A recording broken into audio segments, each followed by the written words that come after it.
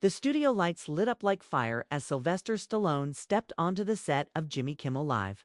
The crowd clapped loudly, but behind the applause something felt off. Stallone's expression wasn't the usual relaxed promotional smile. It was heavier. He looked tired, serious, like a man carrying something unspoken.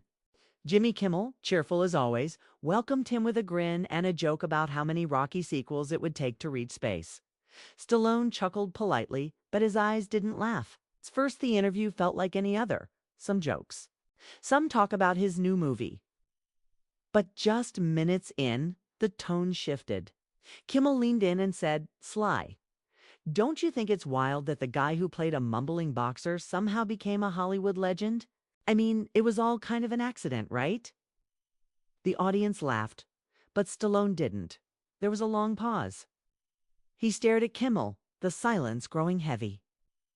Then, in a calm but sharp voice, he replied, "You think I got here by accident? You think I'm a fluke?" Kimmel tried to lighten the mood, but Stallone leaned forward. "I wrote Rocky with no money, no home, and no help. I sold my dog to eat. I refused big money because they wouldn't let me act in it. I didn't get here by accident. I fought for every frame of my story." The crowd fell silent. Kimmel blinked, slightly thrown off. He smiled nervously. "Hey, I'm just messing around. Everyone loves you, man." But Stallone wasn't finished. "No, Jimmy, you're doing what media always does. You laugh at people who build something real. You take a legacy, cut it into a joke, and turn it into a meme. That's not funny. That's disrespect." Now, even the camera crew stopped moving. The energy in the studio had changed. The control room began quietly panicking. Producers whispered into headsets. A couple of audience members pulled out their phones, sensing something viral was happening. Kimmel cleared his throat, trying to move on. "Let's talk about your new film." Stallone shook his head. "Don't pretend this is about my film. You brought me here for a clip. You want me to stumble, say something funny, and feed your ratings?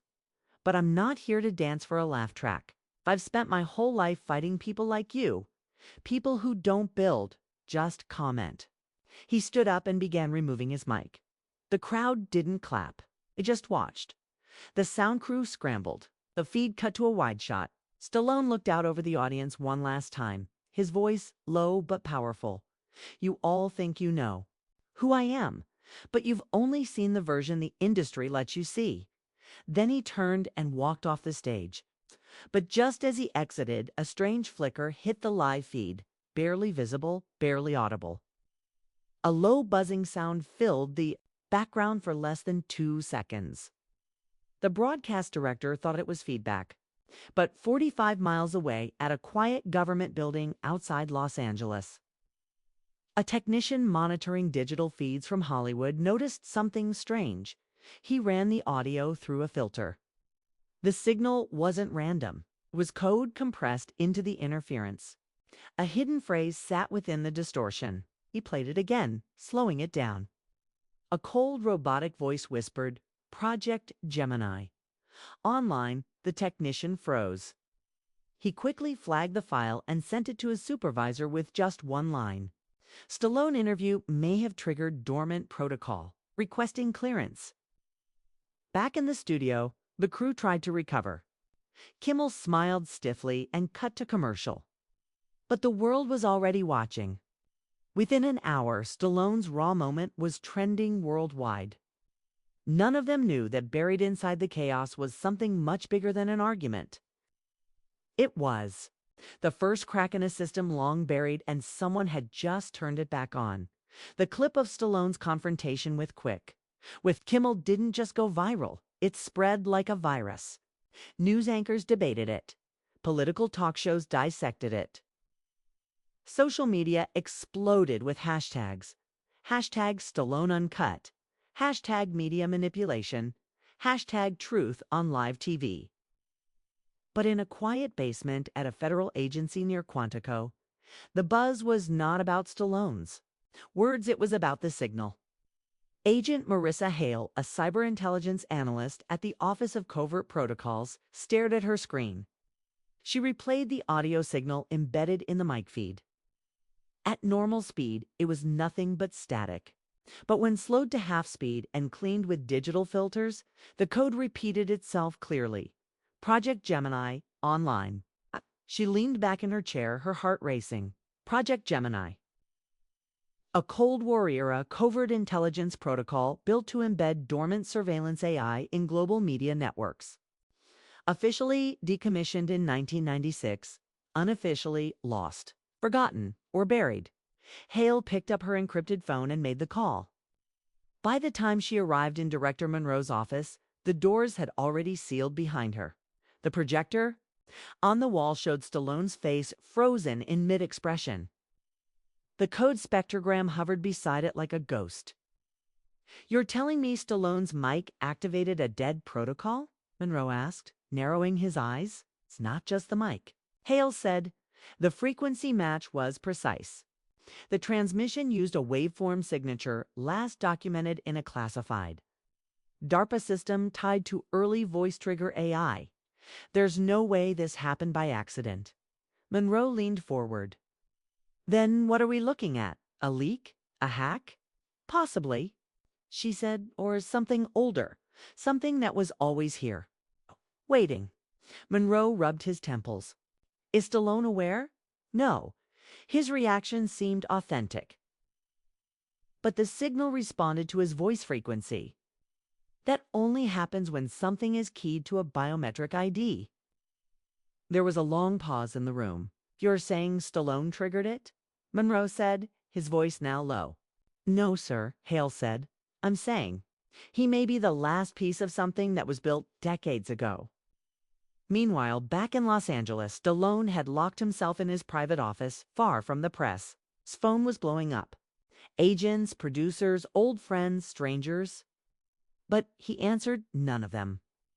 Instead, he opened an old metal box hidden beneath his bookshelf.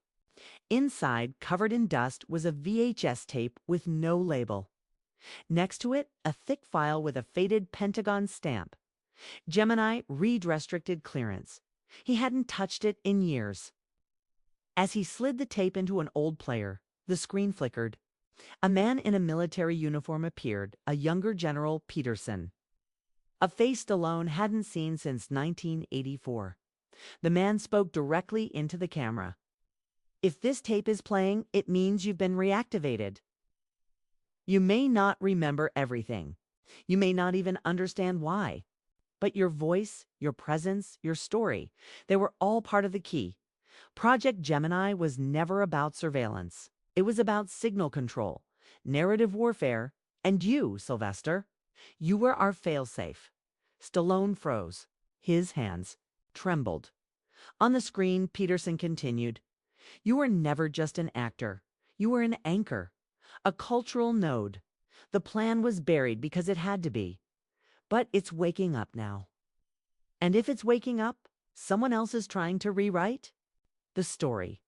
Back at the agency, Monroe stared at the analysis coming in. "We've got a match," Hale said. The signal embedded in Stallone's mic was also detected briefly in two places over the last 5 years. Once during a 2016 protest broadcast in Ukraine, and once during a 2019 blackout in Hong Kong. "So it's not just Stallone," Monroe whispered. "This is global." On the screen, new data appeared.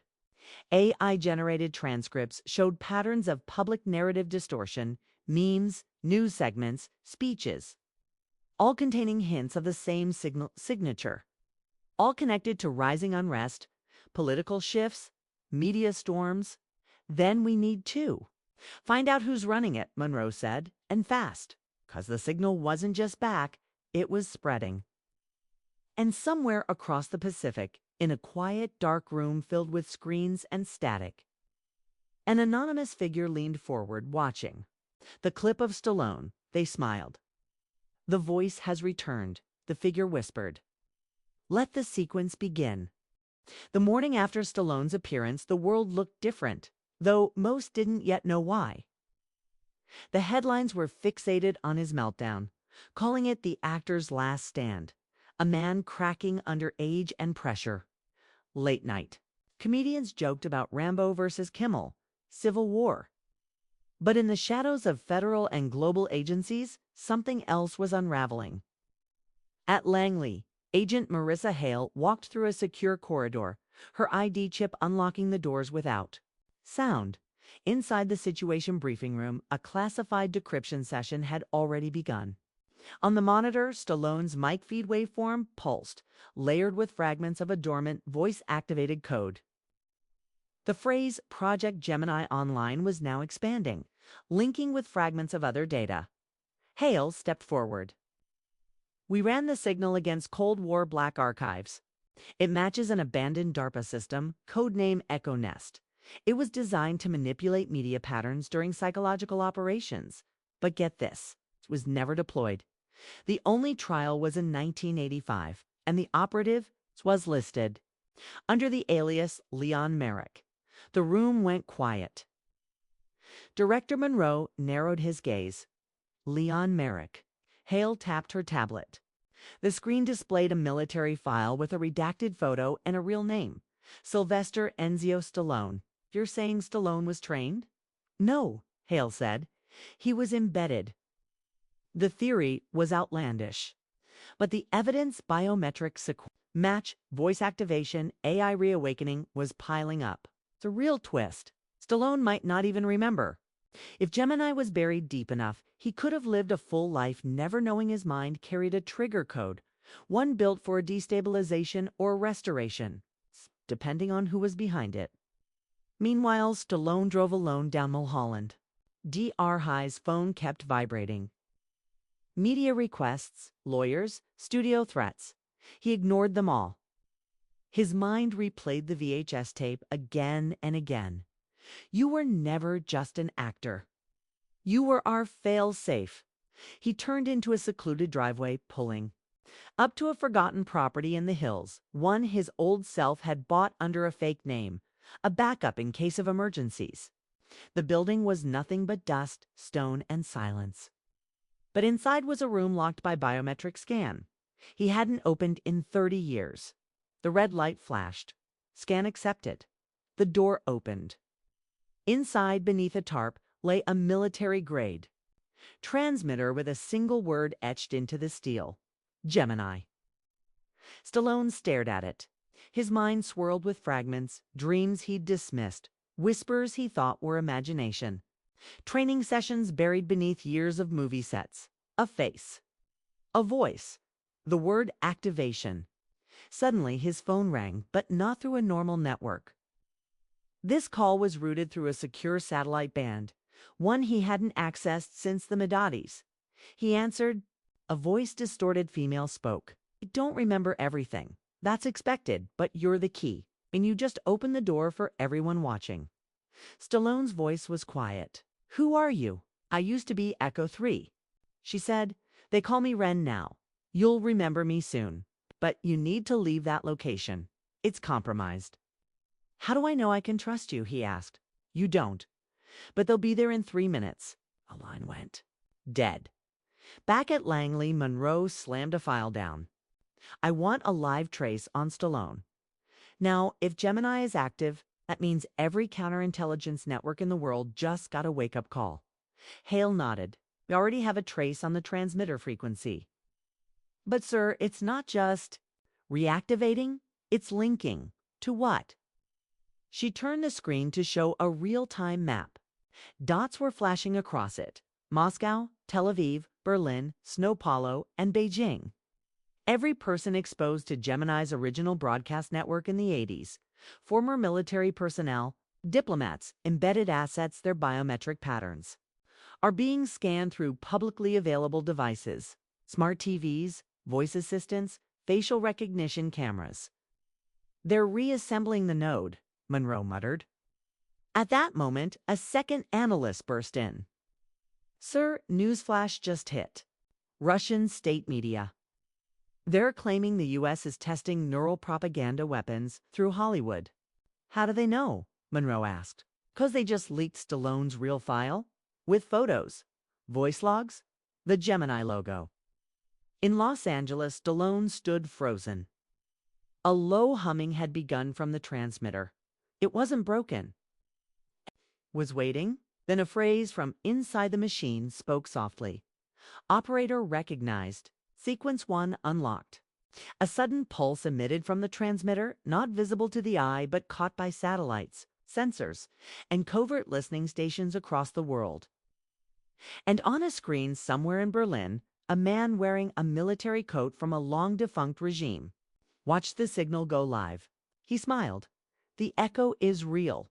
As the transmitter's pulse faded into the walls of the silent room, he stood still, breathing slow, watching the dusty light flicker through the broken slats of the blinds. Something had shifted, not just inside the machine, but inside him. He didn't remember everything yet, but he didn't need to. His instincts had returned. Not from Hollywood, not from boxing, something deeper, trained, buried, and now breaking through. On the highway outside, 2 black SUVs climbed the winding road toward the property, moving in coordinated silence. No sirens, no lights. Just speed and precision. Inside, CIA agents, armed and quiet, listened to their comms. Target inside, no resistance expected. Priority: secure the device and neutralize exposure.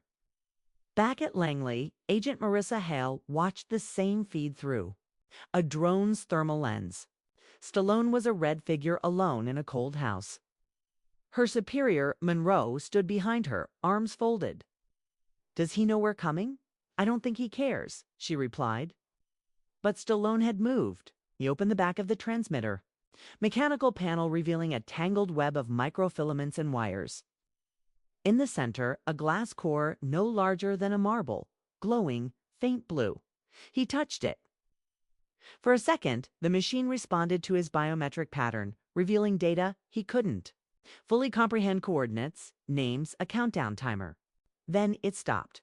A second later, the lights cut out. Silence fell. He was no longer alone. The front door creaked open. "Mr. Stallone," a voice called from the shadows. Calm, measured. "We're not here to hurt you. We need you to come with us." Quietly, Stallone stepped into the hall, his figure half lit by the flickering daylight. "I remember that voice," he said. "I don't trust it." "We're not the enemy," the agent replied. "No," Stallone said, "but you work for people who buried the truth." The agents moved in, but Stallone didn't resist. He held out his wrists. "Take me in. Just leave that machine alone." As he was being cuffed and walked out, Hale's voice crackled over the agent's comms. "Do not touch the device. Repeat, no physical interaction. Stallone is the key, not the transmitter." Back in the SUV, as they sped down the road, the lead agent checked a secure message on his tablet. A satellite photo. Stallone's face. A red Priority Delta tag beside it. Okay. And beneath it, 3 words that made the agent shift in his seat. "Asset compromised awake." Meanwhile, halfway around the world in a dark office beneath the Kremlin, man in a gray suit watched Stallone's arrest live on a muted screen. On the wall behind him, giant monitor showed a digital map of the world. Pulses, names, activations. He turned to his aide. "How long before the rest activate?" "They're waking slowly," she answered.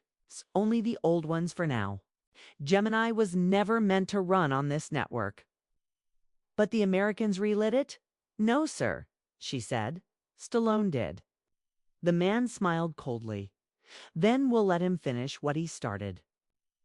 Back in Washington, Monroe paced across the CIA operations floor. Analysts swarmed around him, all tracking the fallout. The leak of Stallone's file had gone viral, not just in Russia, but across global media. #Gemini was now trending on every platform. The story wasn't just about a celebrity snapping on live TV, it was becoming something else. Conspiracy. A breach, a hidden war. Monroe stared at the screen. "Schedule a closed-door briefing with the Senate Intelligence Committee. And get me NSA, NORAD, and Defense." Now, Marissa Hale leaned in. "What do we tell them?" The truth, Monroe said, or enough of it. But, director, she hesitated. What if Gemini wasn't a weapon? What if it was a warning system? Monroe's face darkened. Then the warning just came 30 years too late. In the back of the SUV, Stallone sat quietly, watching the hills roll by. He felt like he had 30 different memories now, overlapping film sets. Training sessions, coded voices, late-night rooms filled with smoke and strategy. He wasn't crazy. He was reactivated. He turned to the agent beside him. "Do you know what Gemini really was?" The agent hesitated. "Classified." "Even to me." Stallone gave a dry laugh. "It wasn't just about propaganda. It was about the next war." "What war?" Stallone turned back to the window. "It's one that never ended." In the basement of the Capitol, beneath layers of marble and silence, Senator Louise Wexler sat across from the CIA director, her face unreadable. The chamber was closed, phones disabled, no cameras, just heavy walls and heavy secrets. "So, you're telling me," Wexler began, slowly tapping a pen against her pad, "that Sylvester Stallone was part of a covert Cold War psychological program then reactivated by accident on live television?" Director Monroe didn't flinch. Not by accident. Not entirely. And this Gemini protocol, it was? What exactly? Monroe took a breath. A contingency. A network of cultural operatives embedded in public life. Actors, musicians, writers trained to influence national psychology during critical moments. If nuclear war couldn't be won with weapons, it could be stalled with perception. Inspiration. Wexler leaned back. "You weaponized pop culture. We amplified resilience. Stallone, Cher, even Shatner, they weren't just icons. They were delivery systems. Their stories mattered to the American psyche. But we lost control. The files were buried. The memories suppressed. And now?" "Now," Monroe said quietly, "something's waking them up." Back at Langley, Stallone sat under harsh interrogation lights. Not handcuffed anymore, not yelling. Calm, focused. Agent Marissa Hale watched from behind the glass. Watching him watch the room like he'd been here before. "You remember?" "Everything?" she finally asked. "No," he said, "not yet. It's just enough to be dangerous." "Then help us understand," she said. "What was the echo chain?" Stallone didn't answer for a long time. Then he looked up. "You ever wonder why the Soviets lost without a final shot? Why our morale held while theirs crumbled? It wasn't missiles. It wasn't Reagan. It was belief. Gemini was designed to reinforce that belief across generations. If hope died, everything else would follow." "So what's happening now?" Echo chain was a signaler restart command. But it wasn't supposed to come from me. That means someone else is playing the old game, or a new one. Suddenly, alarms blared across the facility. Hale jumped to her feet. A technician ran into the hallway, pale and out of breath. "Ma'am, you need to see this." On the main screen, real-time footage showed Times Square. Massive digital billboards, glitching, flashing, strange phrases. In strange fonts, not ads, not hacks. Fragments of old Cold War code. One billboard read, "Gemini never sleeps." Another, "Truth is not entertainment." And on the largest screen, in bright red, Echo Chain fully linked Phase 2 initiated, shut them down. Monroe yelled, entering the control room. "We can't." An NSA rep barked over comes. It's the signals bouncing between cloud servers, piggybacking on global CDN systems. It's using entertainment platforms to spread itself, YouTube, TikTok, Netflix. The signal isn't just to code its content. In a hotel room in Berlin, an ex-Russian spy named Petrov poured himself a drink and watched the chaos unfold. On CNN, his phone buzzed once. A message? Gemini assets identified. Intervene before the Americans reclaim them. He opened a dossier. At the top, Stallone. Below, Cher Shatner, a few others. At the bottom, Tom Hanks' status, unconfirmed. Petrov sighed. "Of course." Meanwhile, Back in the interrogation room, Stallone stood up. "If Phase Two's begun," he said, "then I'm not the only one waking up." Hale narrowed her eyes. "If you're saying there are more of you other assets?" Stallone nodded. "We were never meant to work alone. Gemini was a constellation. One star can't light the sky, but together. You shine," Hale whispered, half in awe. A young analyst burst into the room with a tablet. "Director, we just intercepted a message from inside Russia. Not encrypted, it's poetic." "What does it say?" Monroe asked. The analyst read aloud.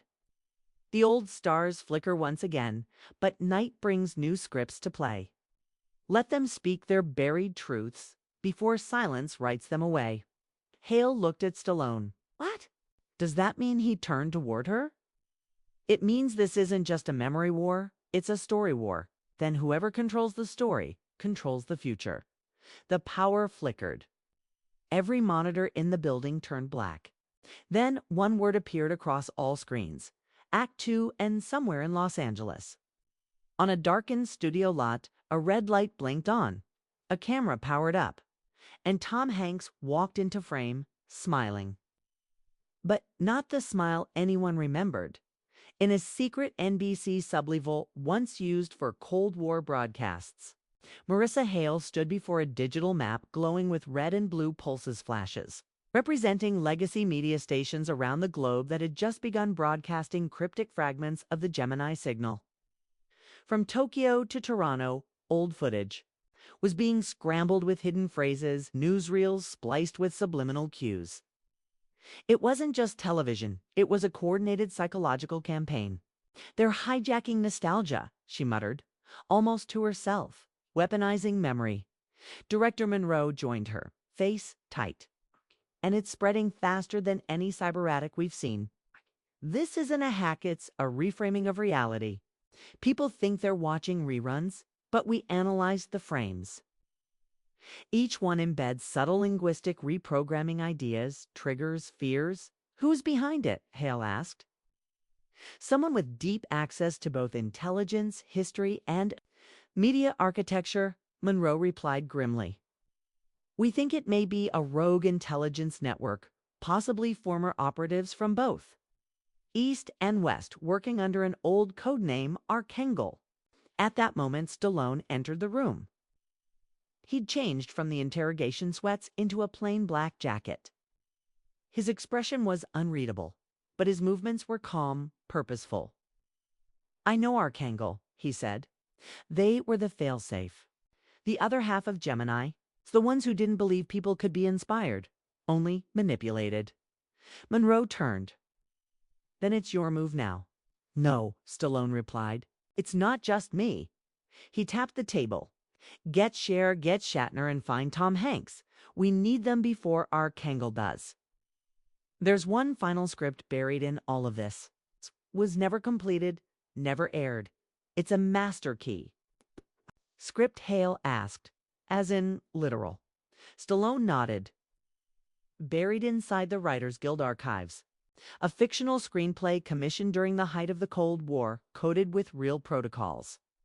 It was supposed to be a blueprint in case democracy ever faltered. Gemini called it the Liberty Manuscript." At that same moment in Moscow, Petrova X-Pi, now working for Archangel, entered a soundproof chamber. A dozen monitors played clips from 1970s American game shows, Soviet propaganda reels, and censored interview footage from CNN, all merged into something surreal and mesmerizing. At the center of the room sat an elderly man, eyes blank, murmuring. Lines of dialogue in rhythm. Petrov leaned in. "It's close to unlocking it." A technician nodded. "He keeps repeating the same line over and over." "What line?" The tech hit play. "They'll laugh at the truth until it bleeds," Petrov whispered under his breath. Phase 3. Back in Los Angeles, inside a soundstage long abandoned by network studios, the lights suddenly flickered. On, dust hung thick in the air. In the middle of the room, a spotlight fell on a chair. Tom Hanks sat in it, smiling softly as a man entered. The man, known to the cameras, carried an old reel-to-reel tape recorder. He placed it on the table. "You remember this?" he asked. Tom looked at the recorder for a long time. "Yes," he said finally. "I remember everything now." "You're ready then?" the man asked. Tom's expression changed. Less warmth, more weight. "No one's ready," he said, "but it's time anyway." At CIA headquarters, Hale watched live satellite feeds showing spontaneous protests in major cities. Not violent, not even clearly organized. Just people gathering, holding old photos, TV memorabilia, asking strange questions. "Why are they all quoting movie lines?" an analyst asked. Stallone stood beside him. "'Cause the story is the signal," he said. "Arkhangel's rewriting the past to fracture the future." "Ah. Then, how do we stop it?" Monroe asked. Stallone looked at them. "We finished the Liberty manuscript. Not with analysts, with the originals." "Cher's in Geneva," Monroe said, "speaking at a UN conference." "Get her?" Stallone said. "Shatner's in orbit literally. On a SpaceX media mission. We can get him down in 12 hours, Hale said. "What about Hanks?" Monroe asked. Stallone was silent for a long time. Then he said, "If Archangel reached him first." "He won't come quietly." Hale's phone buzzed. Our short video had just surfaced online. A leak. It showed Tom Hanks sitting in front of an unknown camera, staring directly into the lens.